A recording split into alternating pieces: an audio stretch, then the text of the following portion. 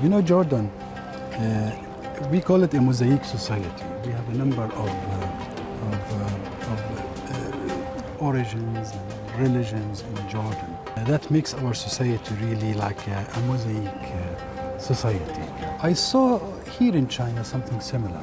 When I traveled to some provinces, you see different ethnic groups from different backgrounds. Some are religions also. The black iris is our national flower of Jordan. Iris usually is blue, different yellow, colors, yes. But black is very rare. It's only found in Jordan.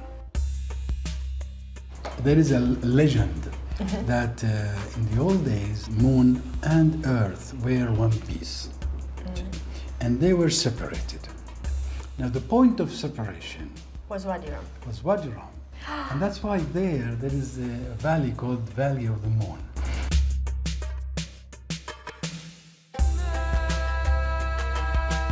This is the dress, the traditional dress of the women of Salt. Salt is the city that is to the southwest of Amman, Jordan. It's one of the old cities also of Jordan. And this city last year was listed by UNESCO as a World Heritage Site.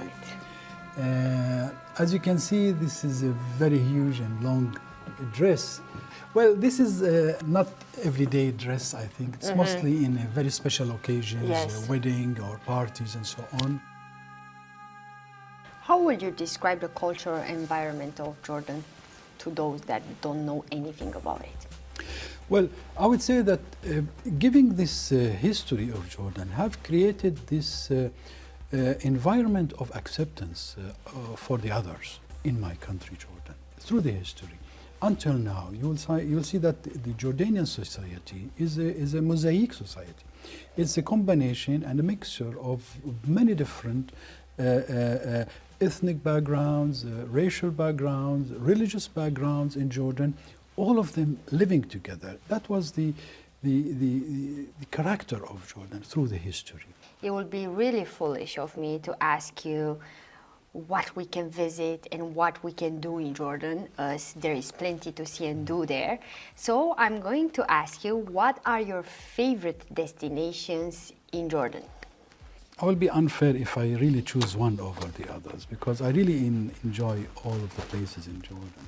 But what to visit in Jordan depends very much on really what you want. And this is why the history of Jordan plays a very important role in the makeup of the tourism industry in Jordan. For when you look at Jordan, there are historical places in Jordan that tells you history, like Roman Empire, like Byzantines and so on.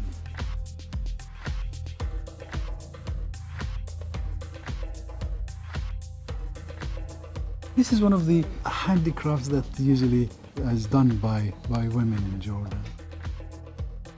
In Nabateans, they have this kind of ceramics and this kind of all the traditional styling of Ceramic artifacts? Yes.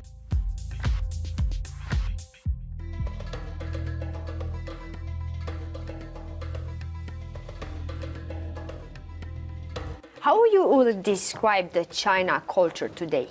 Well, it's becoming really contemporary, and many sides that when you walk around, you could see the new modern side of China.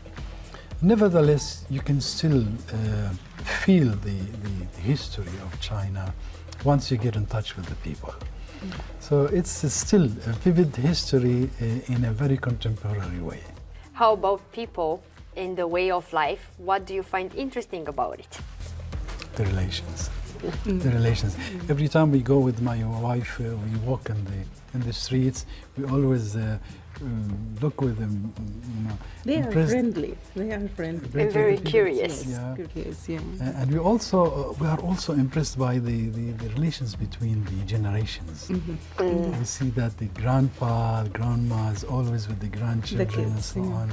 Such a kind of family connections is really fantastic and impressive.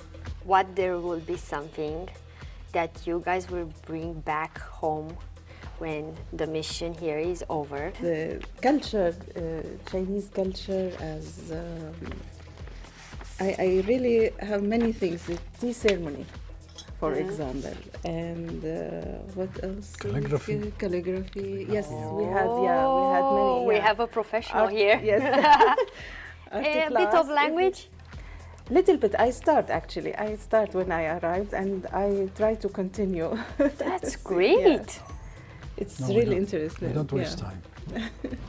I think there is one thing that I liked very much recently. I'm very happy is the translation. We have a growing number of translation to Arabic from the Chinese literature. I was very happy to see that a good number of the classic novels, Chinese classicals, have been translated into Arabic. This is one of the things I'm going to take back also with me to Jordan. Any favorites? The Three Kingdoms and the Red Mansions. These are fantastic novels. I'm taking them back with me in Arabic language.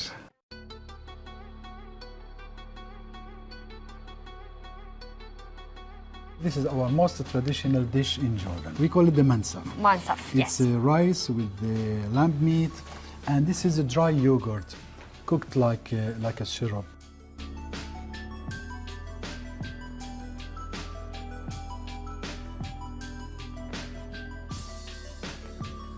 How do we drink this according to your tradition?